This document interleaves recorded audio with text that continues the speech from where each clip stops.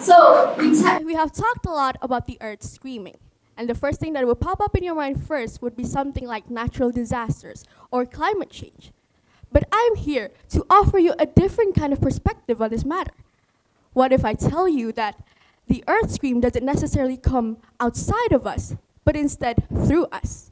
Yes, us. All of us here, as humans, we are the most dominating species on earth. So what if the earth nervous system is actually us? And we actually feel the earth screams through our exhaustion that can't be fixed just by sleeping, or that feeling of numbness even though life looks perfectly fine. So what if all of these symptoms that has been felt by millions of people across the world are not just coincidence, but instead they are system signal? Because our system is undergoing error, and so it is giving out signal because it wants us to notice. And so instead of asking how to fix ourselves, I'm here to show you how we can read the signals. And I call it the signal reset. And so you are probably wondering why the signal exists in the first place. So when we talk about our human biology, and specifically the brain, our brains are evolved for rhythm, silence, and focus, and not necessarily for endless notifications or endless stimulation that doesn't align with our human biology. And so stress researcher Robert Sapolsky actually said that stress is actually beneficial for us if it comes in short bursts. But when it never stops, it actually damages us, damages our way of regulating emotion or immunity. And so now we know that when our biology is pushed through its limitation, it actually causes us to malfunction or have damage. And so we can't do that.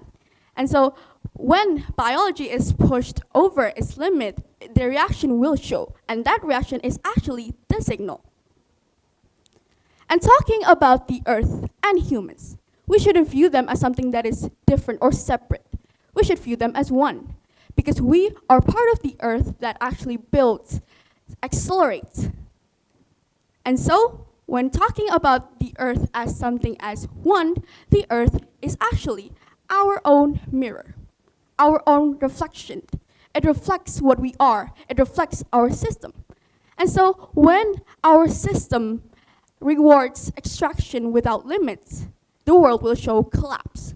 And when we ignore our human biology, the mirror will turn towards us. And when you look at this mirror, what do you expect, or what hope are you seeing in this mirror? Because when we want to see the reflection, we want to change the reflection, we first need to change the thing in front of it, which is us as the system.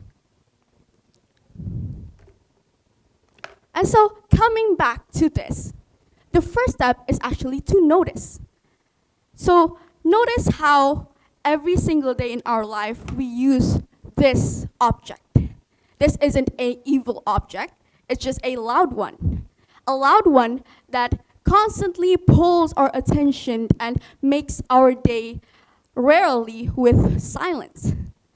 And so cognitive scientists such as Daniel Kahneman actually said that attention is very finite.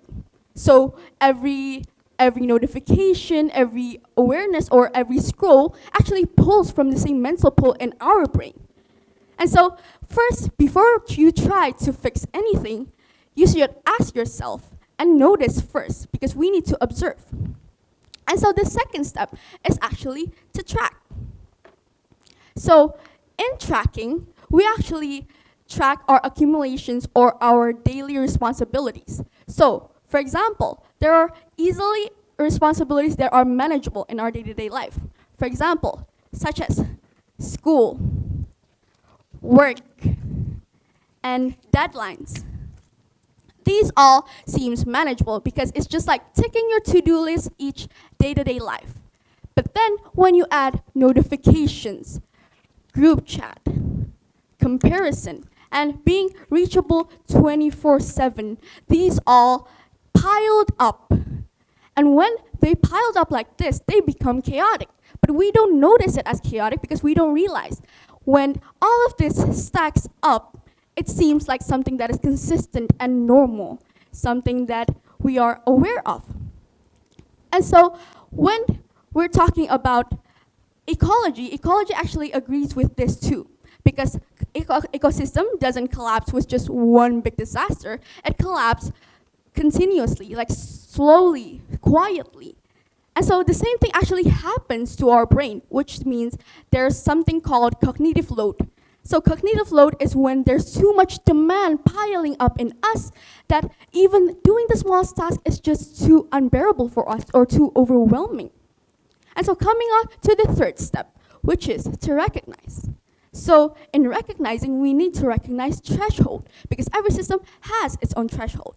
And talking about stress, before the threshold, stress seems like something that is manageable. And after this threshold, stress seems that something that is very explosive or irrational. And so remember that one specific moment when you snap over something small. That snap doesn't come from that specific moment. It comes from everything that has been piling up before it. And so I want you guys to imagine yourself as a jar.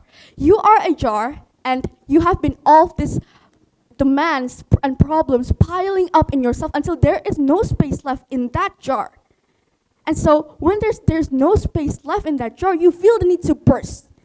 And that moment when you burst is the scream itself. And so the last step is actually to reset. And in resetting, we need buffers.